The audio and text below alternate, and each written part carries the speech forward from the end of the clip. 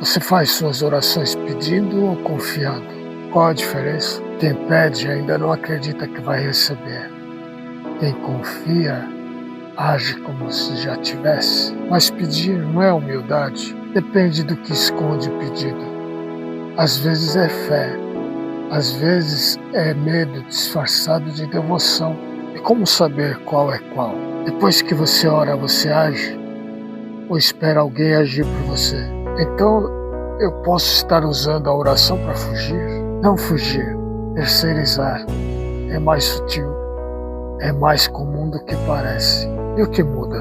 A oração deixa de ser um pedido e vira uma declaração do que você já escolheu ser. Orar pedindo proteção ou viver como alguém já protegido.